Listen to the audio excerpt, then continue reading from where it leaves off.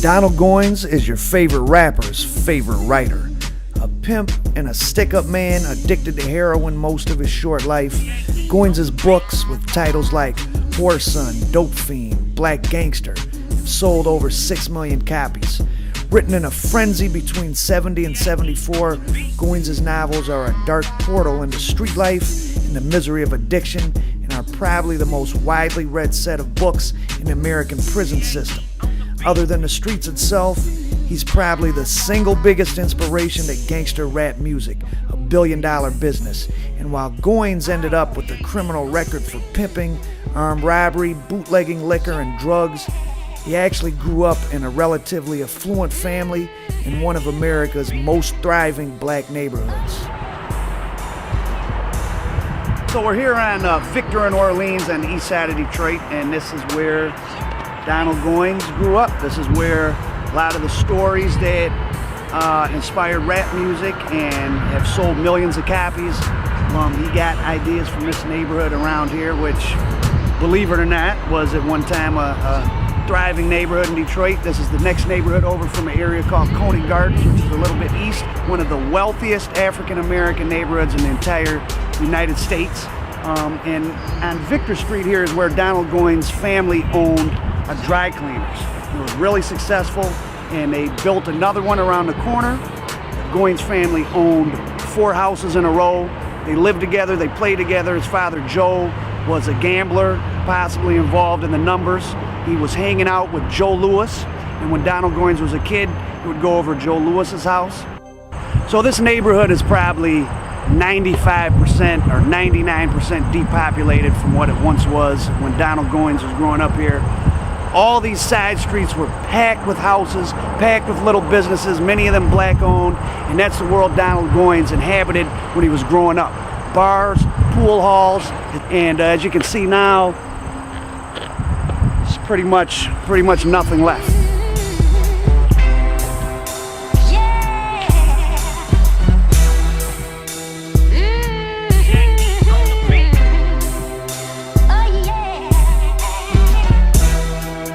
So Goines' family was like the Jeffersons. They had a mini dry cleaning empire in Detroit, and I'm sure Donald's father wanted to bring his son into the business, but Donald had other plans. After getting kicked out of Catholic school, he dropped out in the 9th grade and joined the Air Force just in time for the Korean War. The well-equipped North Korean army struck in force, pushed across the border, overran the South Korean defenses, and plunged the nation into war. Goines came home from the military with 2 newfound hobbies that he picked up in Asia: heroin and prostitutes.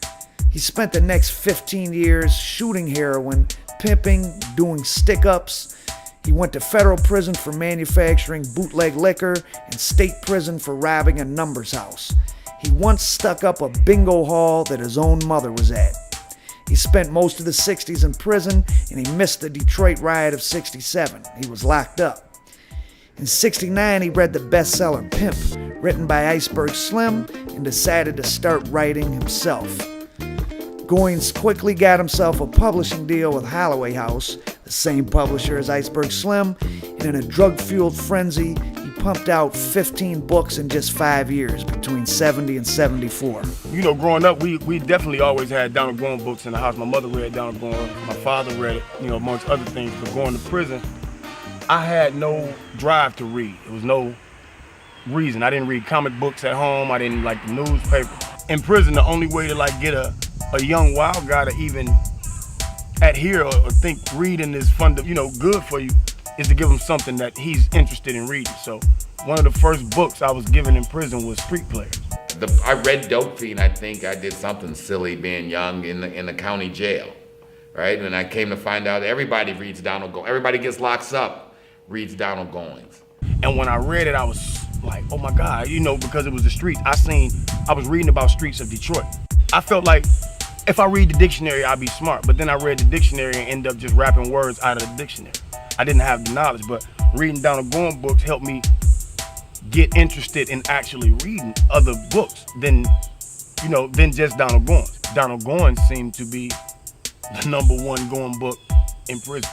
any book pertaining to, like, you know, Black Panthers or the Muslims or white supremacy or, you know, Aztec pride. Contraband. It's considered contraband because it's a threat to security. But Donald Goines wasn't. But Donald Goines wasn't. And what the administration to me didn't get is that Donald Goines was like watching a movie. So here's my 1 degree of separation with Donald Goines. I did a documentary called Motown Mafia about one of the biggest drug rings in Detroit history, run by 2 men, Eddie Jackson and Courtney Brown, who became the city's biggest heroin dealers during the same time Goines was writing. You know, their crew ran Detroit from basically from 69 to 77 when they all went away to federal prison. That was the same era where Donald Goines is doing a lot of his writings. So he takes us over to Donald Goines' apartment in Highland Park. He's a street guy. You know, he talks shit, but he wasn't arrogant or none of that madness who you think he might be. No, he didn't have no money. Not what we call money. You know, he's surviving.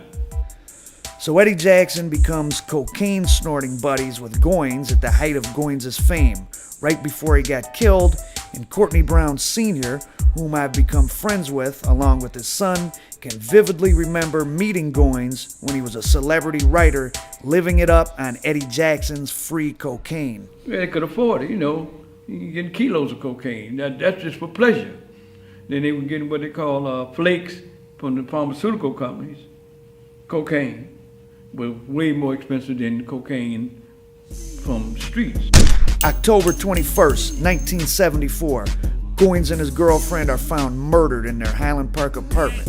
Both shot 5 times.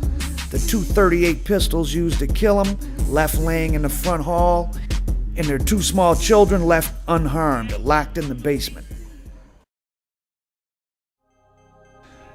So who killed Donald Goines and Shirley Saylor? A friend of Goines claimed he overheard Goines being threatened by 3 white men with rotting teeth and stringy hair over some kind of debt. Goines' 4-year-old daughter supposedly told homicide detectives that some men came over to the apartment on the day they were killed wearing blue uniforms like police.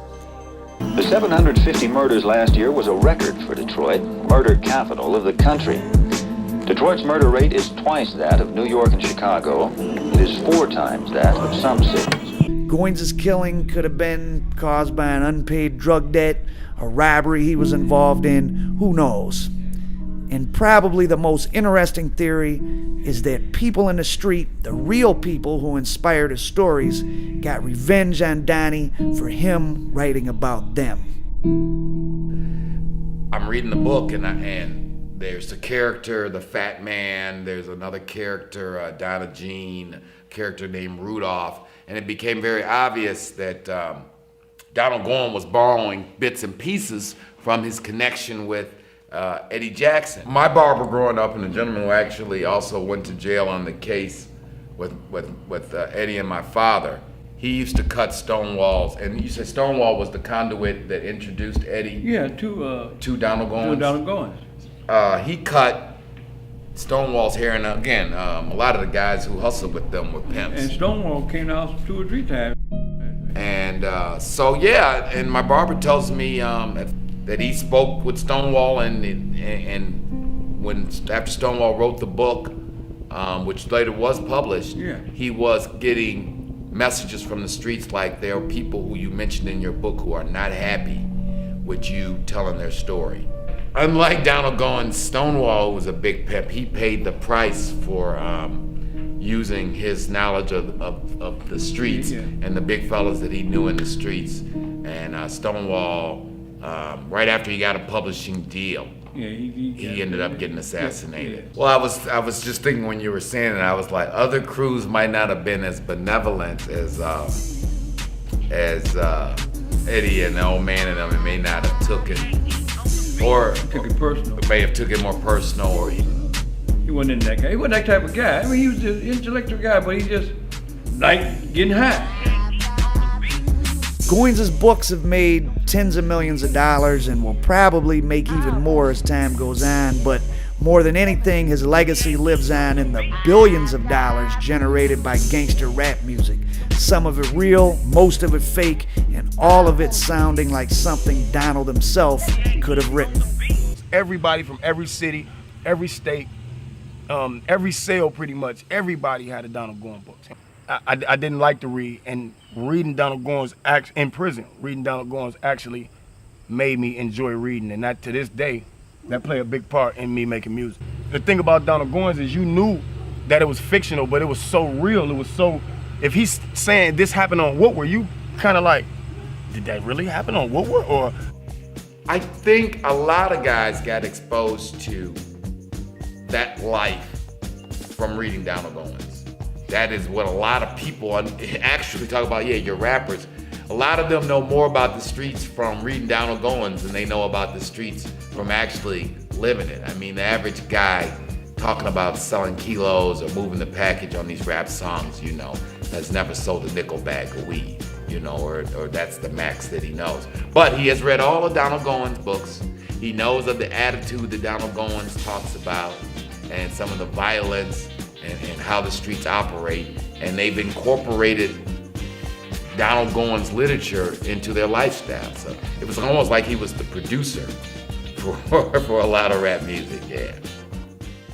you can hear Donald Goines in a lot of rap, especially with a guy, no disrespect, I don't know Rick Ross, but he's using somebody else's persona to sell records, and I believe a lot of MCs do that. You know, you knew when you saw the dope man, he was the dope man. Well, all of a sudden, guys who had regular 9-to-5 jobs started trying to dress like the dope man and drive like the dope man.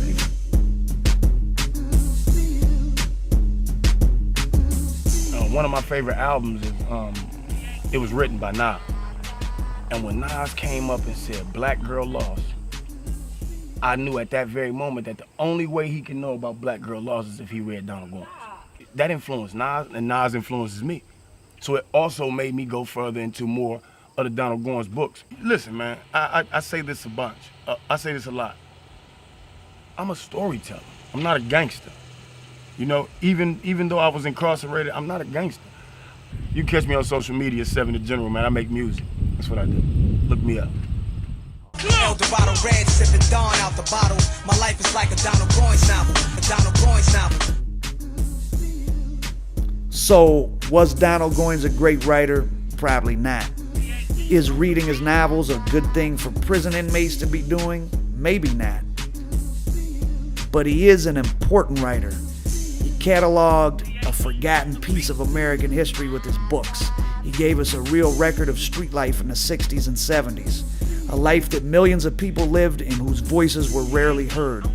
And tens of millions of guys from the inner city's first or only exposure to books was through Donald Goines, and in a way that puts him high up in the rarest air of literary giants. Goines' life, times, and death is also something of a referendum on the American dream.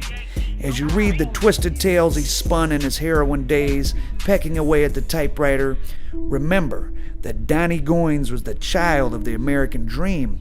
He grew up in a nice house with parents that owned their own thriving business. There were new cars, trips, clothes, Catholic school, but that wasn't fulfilling, just like it isn't for a lot of people in America. So he looked to the streets, to drugs, for meaning.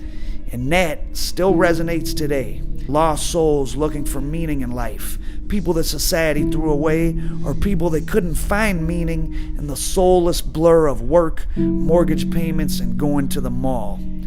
And remember, the next time you see some rapper on television babbling about his drug transactions and his murderous ways, he's probably just the imitation of an imitation. Donald Goines was the real thing.